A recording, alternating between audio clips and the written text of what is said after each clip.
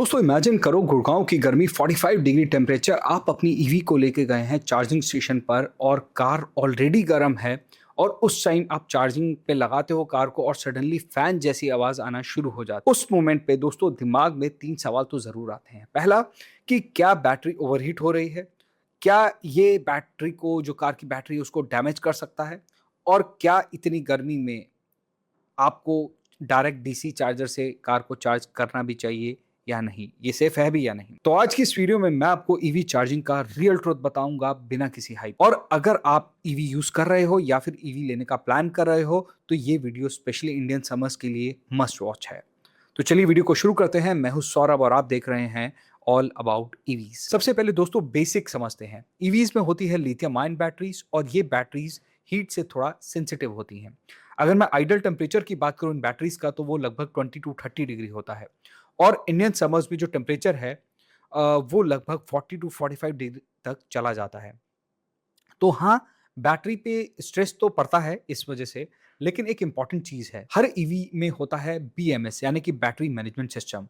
और कई ईवीज में होता है कूलिंग सिस्टम। या तो ये कूलिंग सिस्टम एयर कूल्ड होता है या फिर लिक्विड कूलिंग सिस्टम होता है, जो कि ये सिस्टम कॉन्टिन्यूसली बैटरी के बीएमएस जो है वो बैटरी के टेम्परेचर को कॉन्टिन्यूसली मॉनिटर करता रहता है और उस हिसाब से एक्शन लेता है। सिंपल लैंग्वेज में अगर मैं आपको समझाऊं तो ईवी खुद डिसाइड कर लेती है कि बैटरी को सेफ कैसे रखना है। तो आपको कोई मैनुअली टेंशन लेने की जरूरत नहीं है, ना ही कोई एक्शन करने की जरूरत है। अब आते हैं दोस्तों नेक्स्ट सेक्शन की, बात करते हैं कि चार्जिंग जो है वो एक्सट्रीम समर्स में क्या सेफ है या नहीं। इसका मैं आपको स्ट्रेट आंसर देता हूं, यस बिल्कुल सेफ है। ईवी को समर्स में डायरेक्ट 40-45 डिग्री टेम्परेचर में आप डायरेक्ट डीसी चार्जर से चार्ज कर रहे हैं तो बिल्कुल सेफ है, लेकिन एक कंडीशन है। अगर कार ऑलरेडी गर्म है और धूप में आप चार्ज कर रहे हो उसको, तो पहले आप ये समझो कि ईवी करती क्या है उस सिचुएशन में। ईवी जो है चार्जिंग स्पीड को और रिड्यूस कर देती है, कूलिंग सिस्टम को एक्टिवेट करती है, मतलब कि बैटरी डैमेज नहीं होती, बस चार्जिंग जो है वो थोड़ी सी स्लो हो जाती है। तो जो लोग डरते हैं कि ईवीज में आग लग जाती है, ऐसा कुछ नहीं होता, वो एक मिथ है। और आपको थोड़ा-सा जो है चार्जिंग स्पीड जो है वो थोड़ी-सी कम देखने को मिलेगी। और ऑब्वियसली आप देखते हैं कि 0 टू 80% तो वैसे भी चार्ज फास्ट होता है, उसके बाद स्लो हो जाता है 80 टू 100%। अब एक कॉमन डाउट है लोगों का कि चार्जिंग के टाइम पे फैन जैसी आवाज़ क्यों आती है जब आप चला कर आए गर्मी में? ये बिल्कुल नॉर्मल है। ये आवाज़ होती है कूलिंग फैन से, कूलिंग पंप से और थर्मल मैनेजमेंट सिस्टम से। जब बैटरी गर्म होती है तो सिस्टम उसे ठंडा करने के लिए इन सिस्टम्स को एक्टिवेट करता है। जैसे आप एग्जाम्पल से समझो कि आपका एक लैपटॉप है, वो जब गर्म हो जाता है तो अचानक से उसमें आवाज़ आनी शुरू हो जाती है। वो लैपटॉप के अंदर फ़ैन की आवाज़ होती है। और वैसे ही ईवीज़ में होता है। वो ईवीज़ के फ़ैन ऑन हो जाते हैं, कूलिंग सिस्टम जो है लिक्विड कूल वो थोड़ा-सा चलने लगता है, तो उस वजह से आपको ये आवाज़ सुनाई देती है। तो कंक्लूजन की बात करें तो ये बिल्कुल नॉर्मल है, नेचुरल है, इसमें कोई डरने की ज़रूरत नहीं है।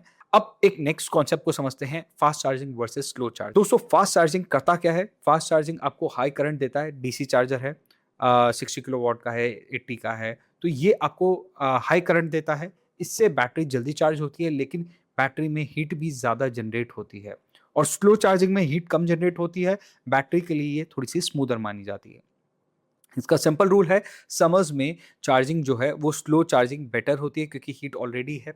तो फास्ट चार्जिंग ओकेजनली करो, अगर आपके जैसे ट्रिप्स हैं, हाईवे ट्रिप्स हैं, तो कोई ऑप्शन नहीं है, लेकिन अगर ऑप्शन है तो उसको ओकेजनली करो। कोशिश करो कि घर पे स्लो चार्जिंग से ही चार्ज करो।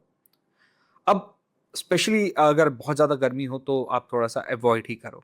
अब एक ऑनेस्ट बात बताता हूँ कि हीट का जो इफ़ेक्ट है बैटरी पे पड़ता तो है, लेकिन कैसे पड़ता है? हीट से केमिकल रिएक्शन जो बैटरी के अंदर होती है वो थोड़ी फ़ास्ट हो जाती है और लॉन्ग टर्म में इसकी जो बैटरी कैपेसिटी है वो थोड़ी-सी रिड्यूस हो जाती है। एग्ज़ाम्पल से समझो कि अगर आपकी एक ईवी है जिसकी लाइफ़ 10 से 12 साल की है, यानी कि बैटरी हेल्थ हर साल थोड़ी-थोड़ी डिग्रेड होती है। अब एक्सट्रीम मिसयूज़ में यानी कि आप एक्सट्रीम हीट में उसको चार्ज कर रहे हैं हाई फास्ट चार्जर से, तो उस वजह से आपकी जो बैटरी डिग्रेडेशन जो है, जो हर साल 1 से 2% डिग्रेड होती है, वो थोड़ा-सा बढ़ जाती है। तो उस केस में आपका ये हो सकता है कि आपकी बैटरी जो है वो 10 से 12 साल चलनी थी, अब वो कहीं न कहीं 8 से 9 साल या 9 से 10 साल के करीब चल सकती है। 1 डेढ़ साल का फ़र्क आ जाता है। लेकिन अगर आपसे इसका इम्पैक्ट पूछा जाए तो इम्पैक्ट जो है वो बहुत माइनर है। और ईवी कंपनीज़ ऑलरेडी जब ये ईवीज़ बनाती हैं, तो उनको पता होता है और वो सिस्टम को ऐसे डिज़ाइन करती है कि इस पे जो हीट का इम्पैक्ट है, जो बैटरी जब चार्ज होती है, उस टाइम पे जो हीट जनरेट होती है, उसका इम्पैक्ट कम से कम पड़े। अब अगर मैं रियल वर्ल्ड के एग्ज़ाम्पल की बात करूँ तो टाटा की जो नई ईवीज़ आ रही है उनमें बेटर थर्मल मैनेजमेंट सिस्टम है, प्रॉपर्ली इस पे फ़ोकस किया गया है। और एमजी और हुंडई के जो व्हीकल्स हैं उनमें एडवांस कूलिंग सिस्टम्स हैं।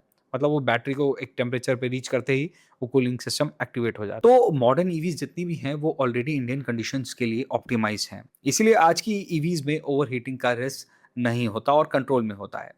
लेकिन इससे भी ज़्यादा इम्पोर्टेंट पार्ट है कि लोग गलतियाँ क्या करते हैं, रोज़ फ़ास्ट चार्ज करते हैं, 100% चार्ज करते हैं, वो भी एक्सट्रीम गर्मी में कि भैया डीसी चार्जर है, धूप में खड़ी है, वो गलतियाँ कर लेते हैं। डायरेक्ट धूप में कार पार्क करते हैं और चार्जिंग करने लग जाते हैं।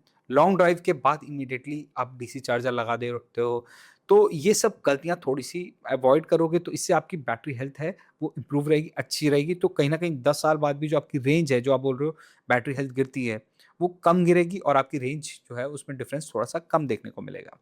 अब ये सब चीज़ें अगर आप अवॉइड करते हो तो ऑब्वियसली आपका जो है बैटरी जो है उसकी रेंज इंटैक्ट रहती है। अब दोस्तों बहुत लोग ये बोलते हैं कि समर्स में जो है वो रेंज कम मिलती है। इसके पीछे रीज़न क्या है? इसके पीछे एक रीज़न है कि एसी ज़्यादा यूज़ होता है, बैटरी एफिशिएंसी हीट में थोड़ी-सी रिड्यूस होती है, थोड़ा-सा इम्पैक्ट पड़ता है। तो कहीं न कहीं 5 से 10% का जो रेंज में ड्रॉप आपको देखने को मिलता है और ये नॉर्मल, पैनिक करने की कोई ज़रूरत नहीं है। ऐसा नहीं कि आपकी बैटरी की जो रेंज है वो गाड़ी की बहुत कम हो गई है, अब खराब हो गई है, ऐसा नहीं है। विंटर्स में वो वापस नॉर्मल हो जाएगी। तो अब मैं आपको 5 टिप्स देता हूँ जिससे कि आपको रेंज में भी फ़र्क नहीं दिखेगा और आपको क्या-क्या स्टेप्स लेने चाहिए एक्सट्रीम हीट। डायरेक्ट धूप में चार्जिंग अवॉइड करो, नाइट में चार्जिंग करो, वो ज़्यादा प्रेफरेबल है। फास्ट चार्जिंग का ओवर यूज़ मत करो। बैटरी को 20 टू 80% रेंज जो है उसमें मेंटेन करो, मतलब 20% तक आते हुए आप चार्जिंग पे लगा दो, 80% तक ही चार्ज करो और शेड या फिर कवर्ड पार्किंग का यूज़ करो। और अगर आप जैसे कहीं से चला कर आए हो, गाड़ी लॉन्ग ट्रिप करके आए हो, कार ऑलरेडी गर्म है, तो कार को थोड़ा-सा ठंडा होने दो, उसके बाद चार्जिंग पर लगाओ। अब एक मिथ जो है, गर्मी में ईवीज़ जो हैं वो जल्दी खराब हो जाती हैं, ये बिल्कुल गलत है, ऐसा कुछ नहीं होता। रियलिटी ये है कि EVs are designed for heat, battery जो है वो प्रोटेक्टेड रहती है, कोई फायर नहीं होता, डैमेज नहीं होता, सिर्फ स्लाइट एफिशिएंसी इम्पैक्ट देखने को मिलता है। तो फाइनल कंक्लूजन दोस्तों ये है कि ईवी चार्जिंग इस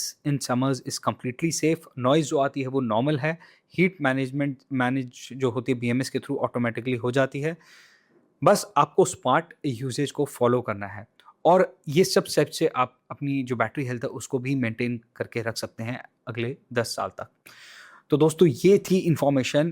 उम्मीद करता हूँ कि ये इन्फॉर्मेशन जो मैंने आपको अभी दी ये हेल्पफुल लगी होगी। अगर आपको वीडियो अच्छा लगा है तो वीडियो को लाइक करें, शेयर करें और चैनल को सब्सक्राइब करना ना। मिलते हैं आपसे नेक्स्ट वीडियो में, तब तक के लिए धन्यवाद। ड्राइव